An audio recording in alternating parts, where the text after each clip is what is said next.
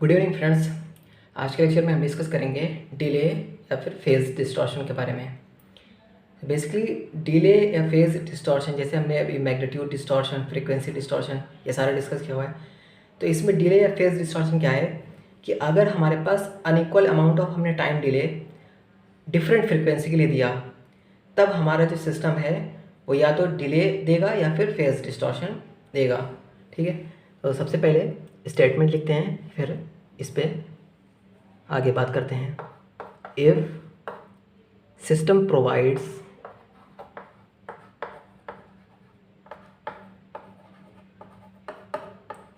if system provides unequal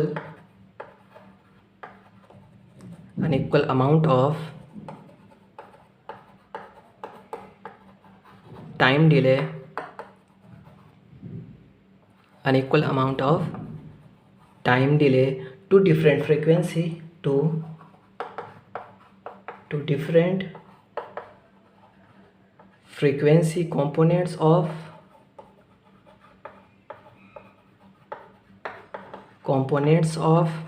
input signal,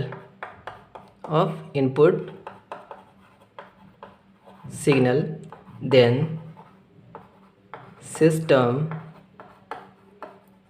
is having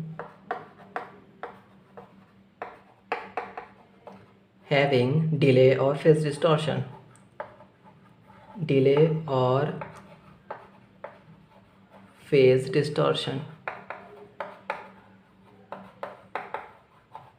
okay. जैसे मान लीजिए यहाँ पे एक इनपुट है x ऑफ टी, ठीक है। तो ये x ऑफ टी हमारा है sine omega 1t plus sine omega 2t, हमने डिफरेंट फ्रीक्वेंसी यहाँ पे दी है। Omega 1 not equal to omega 2 different frequency है। इसको LTI सिस्टम से हमने इनपुट को पास कराया है। LTI system, okay. LTI system से हमने पास कराया है इसको, तो हमारे पास कुछ आउटपुट मिलेगा, आउटपुट y ऑफ t, ठीक है।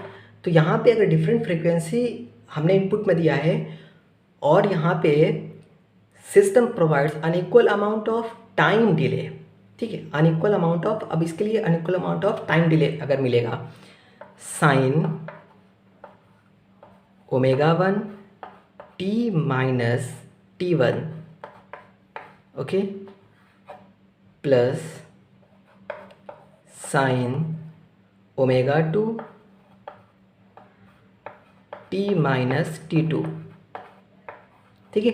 Unequal amount of time delay है, अनइक्वल अमाउंट ऑफ फ्रीक्वेंसी के लिए, ठीक है, unequal amount of time delay है। t1 not equal to t2 है। तब ऐसी कंडीशन में हमारा सिस्टम में या तो फेज डिस्टॉर्शन होगा या डिले डिस्टॉर्शन होगा, ओके। अब यहाँ पे एक क्वेश्चंस लेते हैं, इसको सबसे पहले इरेज करेंगे।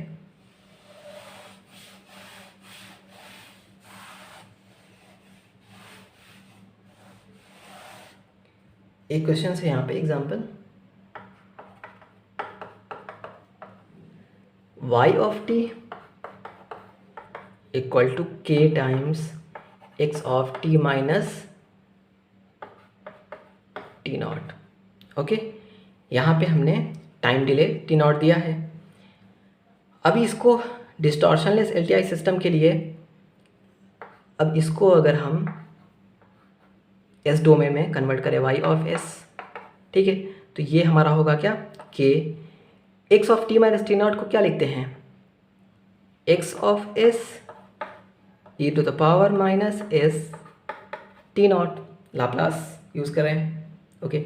उसके बाद अब h ऑफ s करने के लिए क्या करेंगे, y of s upon x of s करेंगे, तो ये हमारा होगा h of s output by input, transfer function फिर क्या मिलेगा, k, ये तो हट गया नीचे, e to the power minus s T not, ठीक है। अब यहाँ पे s equal to J omega put कर दें, अगर s equal to J omega, तो यहाँ पे h of omega, s equal to J omega, h of omega k e to the power minus J omega T not. ठीक है, ये हो गया। अगर इसी का हमने मैग्नीट्यूड ले लिया एच ऑफ ओमेगा का मैग्नीट्यूड, तो ये क्या होगा, सिर्फ कांस्टेंट बचेगा, क्योंकि इसका मैग्नीट्यूड 1 होता है, ये पता है। ठीक है, पता होना भी चाहिए, इसका मैग्नीट्यूड 1 होगा। उसके बाद फेज़ की बात करें, फेज़ एच ऑफ ओमेगा, तो फेज़ क्या होगा, ये हमारा होगा phase minus omega T not, ये हमारा फेज़ होगा। ये मैग्नीट्यूड हो गया, ये हमारा फेज़ हो गया। तो मैग्नीट्यूड तो इस तरीके से हमारा हुआ कांस्टेंट। ठीक है, ये हमारा एच ऑफ ओमेगा मैग्नीट्यूड है। फेज़ की बात करें,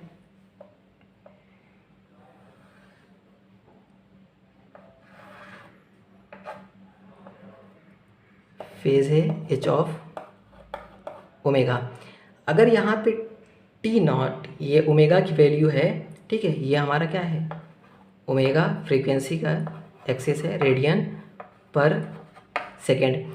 फ्रीक्वेंसी की वैल्यू 1 2 3, मान लीजिए 1 रखें, फिर 2 रखें, फिर 3 रखें, 1 2 3। तो 1 रखने पर यहाँ पे क्या होगा, फेज़ माइनस टी नॉट, तो ये हमारा माइनस टी नॉट मिलेगा।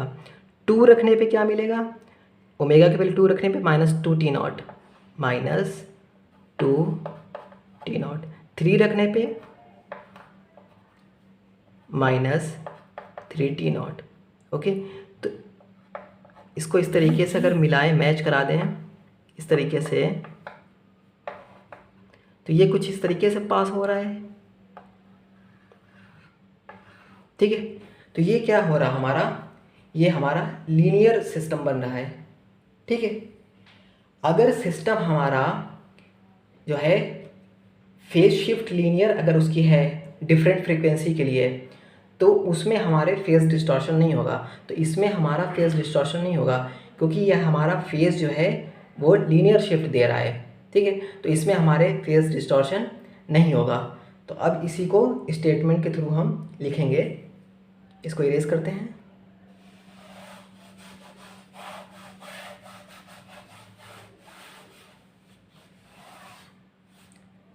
If system provides, if system provides linear phase shift, linear phase shift to different frequency, to different frequency components of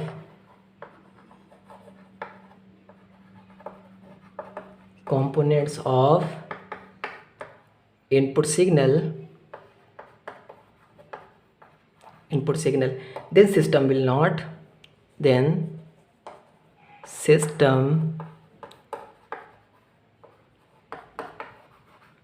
will not have phase distortion,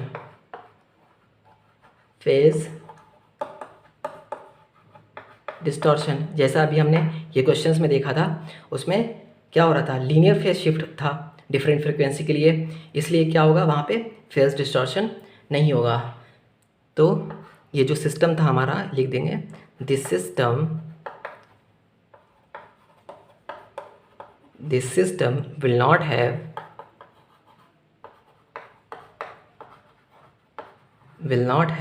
delay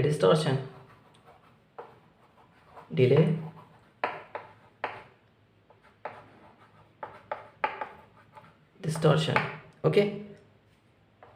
second point क्या लिखेंगे, अगर यहाँ पे non linear phase shift देता है, तब क्या होगा हमारे पास, डिले डिस्टॉर्शन और या फेज डिस्टॉर्शन दोनों होंगे हमारे पास। If system provides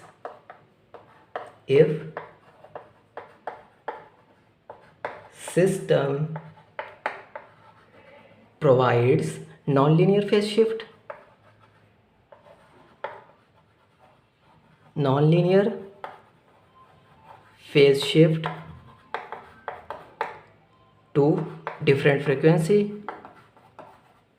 different frequency components,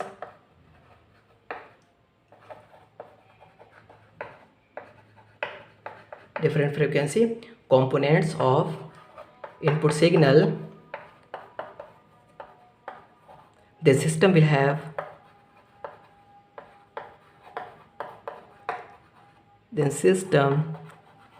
will have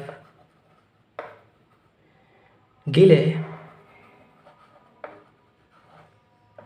as well as phase distortion.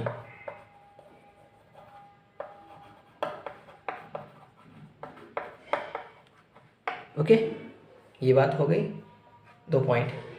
अब ये बात है कि अगर डिस्टॉर्शनलेस एलटीआई सिस्टम के लिए मैग्नीट्यूड ट्रांसफ़र फंक्शन का कांस्टेंट होना चाहिए और फेज़ जो है हमारा लीनियर होना चाहिए। अगर हमें डिस्टॉर्शनलेस एलटीआई सिस्टम की रिक्वायरमेंट है तो हमारे पास क्या है कि ट्रांसफ़र फंक्शन कांस्टेंट होना चाहिए और जो हमारा फेज़ है ट्रांसफ़र फंक्शन का वो लीनियर होना चाहिए। ठीक है, तो इसको स्टार मार्क करके लिख लेंगे। For distortionless LTI system,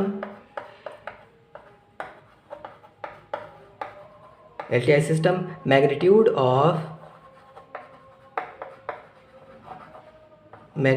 of transfer function should be constant, and phase of transfer function should be linear. Okay, तो ये बात हो गई हमारी डिले या फेज डिस्टॉर्शन के लिए। ओके, तो यहाँ पे हमारा बेसिक्स सारे सिग्नल सिस्टम के कंप्लीट हो गए हैं। 81 लेक्चर में सारे बेसिक्स कंप्लीट हो गए। अब नेक्स्ट लेक्चर से स्टार्ट होगा, या तो लाप्लास शुरू होगा या फिर हम फोरियर सीरीज शुरू करेंगे। दोनों में से कोई एक चैप्टर स्टार्ट होगा। ओके, तो आज के लेक्चर के लिए इतना ही। अगर वीडियो अच्छी लगे तो प्लीज़ लाइक शेयर सब्सक्राइब जरूर करें। Thank you.